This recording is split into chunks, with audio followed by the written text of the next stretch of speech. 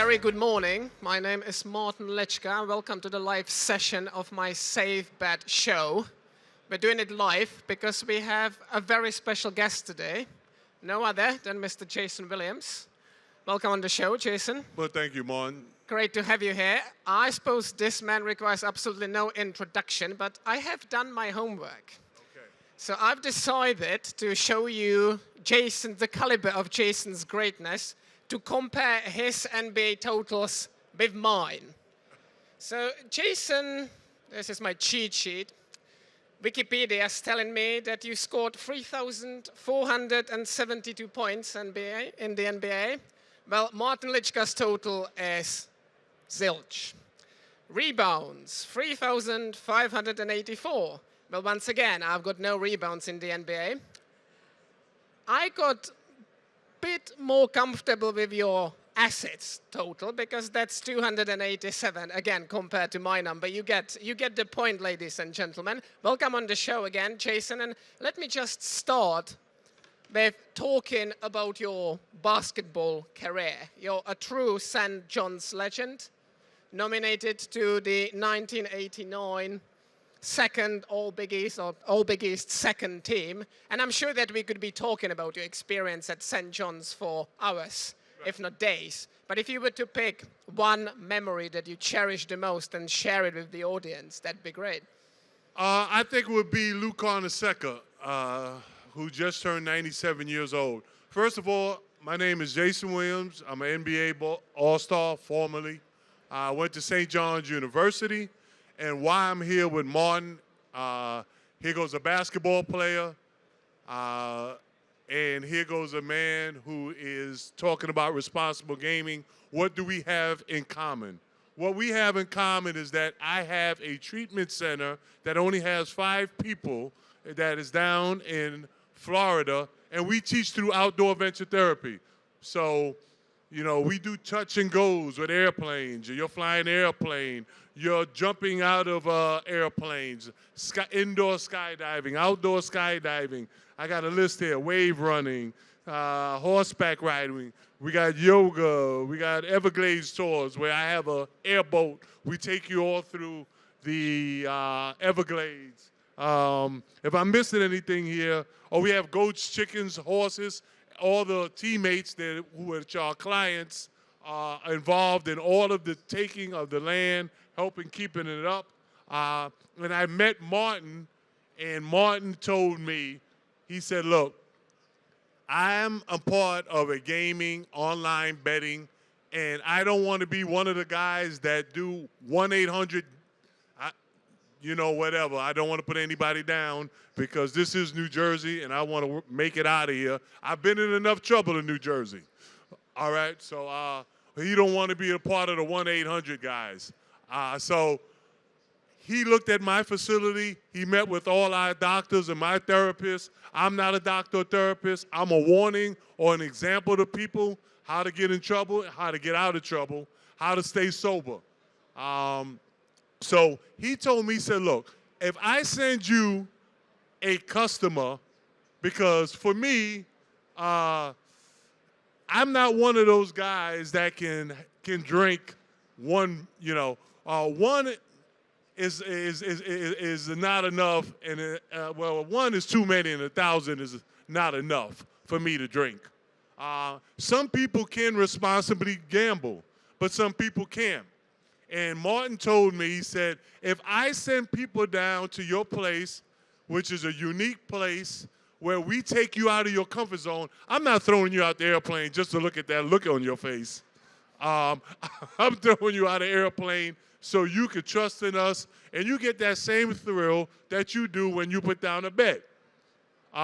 So Martin knows all about our program. He met our doctor, our psychiatrist, our therapist. But the biggest thing that brought me and Martin together and Tane was that he said, I don't care if I lose a customer. He said, if that customer gets happy, you know, and decides, hey, he's happy, he's healthy, and he decides he never wants to bet, like I have to make a decision, I can never drink again, then this customer makes a decision that I never have to bet again, and Tane is okay with that. And I've never heard anybody say that. Everybody comes in, well, make sure he doesn't bet as much. But this is the thing. He also took time with his doctors and himself to explain to my therapist and my doctors down at Rebound, which is in Wellington, how to deal with online betting. Because we deal with gamblers all the time, and we deal with professional athletes that come in as gamblers. I see John Brennan, the great sports writer here. I'm not going to make the mistake of naming names again of who they are. We're not going to assume who they are. You guys can do what you want. But gambling is the one thing that can ruin a sport if it starts happening to a player. So when they send players down to Rebound, right, because it would take the ethicity out of the game. So when they send them down to us, they go, oh, this guy got a heroin problem. And we come down and he urinates in a cup. We call it a UA. And this guy has a marijuana problem. But it's disguised as something else. We get them better, we send them back. Martin said, look, we're okay if you don't send them back. Do not send them back. You know, if they cannot gamble responsible, and he has algorithms, I'm a guy who's never been, I don't do emails, I don't do social media. I spend 16 hours a day saving people's lives from drugs, alcohol, depression, anxiety, and now gambling. But he sent people down for online gambling, which we didn't deal with. We deal with you put your chips up and you lose your chips, you go into drinking, drinking's not enough, you get some cocaine, cocaine gets you going, you go back down, you lose your money, then you become an addict. So what he did was educate us on online betting because, Martin, I know you thought you were going to speak today, but if you ever watch me on David Letterman, you can cut your mic off. If I may, I was going to say interviewing is phenomenally easy and at the same time phenomenally difficult because you'll be doing all the talking. Thank you very much for all those kind words, and we'll come on to Rebound. Right. But perhaps if I may, first of all, to set the scene, get your take on sports betting in the United States, which is still a relative novelty, and I'm sure you've been following it with a keen interest. So do you reckon, and I take it you do, that the country is better for the regulation that is currently being introduced? What's your take on that? And look, I'm not getting paid to be here. You didn't even fly me up. So, and you're supposed to be a big company for what I hear. But that being said, I'm here to save lives. I'm all about online betting. But I'm all for getting people better that can't handle it. Look, I quit drinking and I go to parties and I can't believe the conversations that I have. You know, I'm ordering my appetizer. They're ordering their appetizer. I'm ordering my dessert. But if you can gamble responsibly, I'm all for it. I think it's a form of entertainment.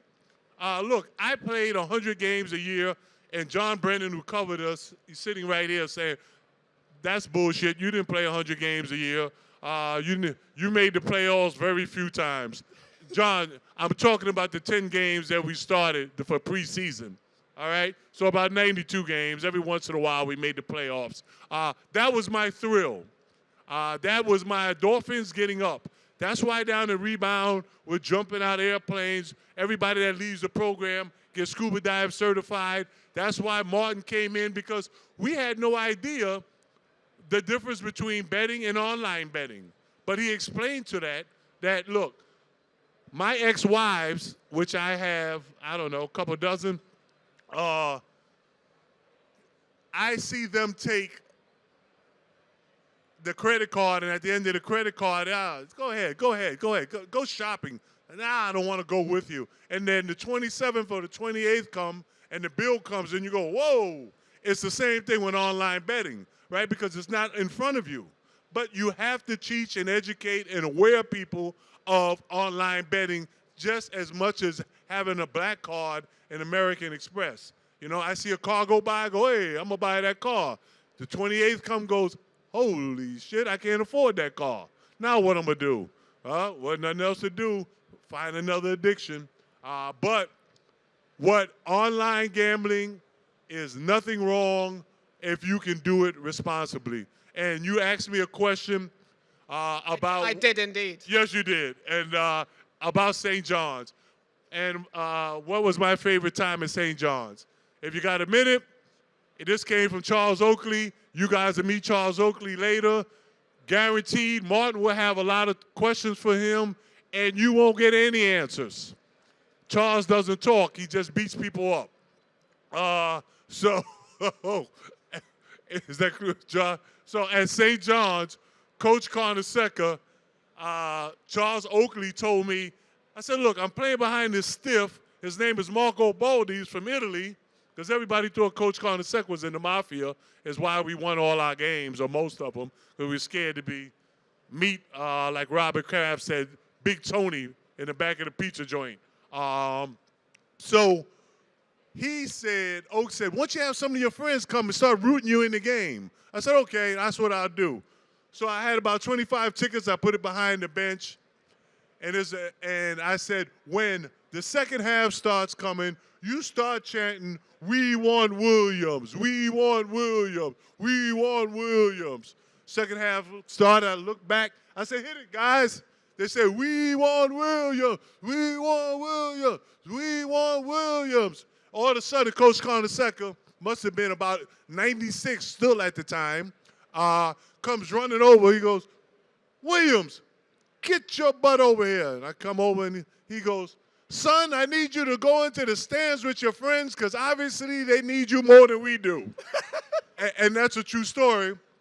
So I learned from there are no shortcuts.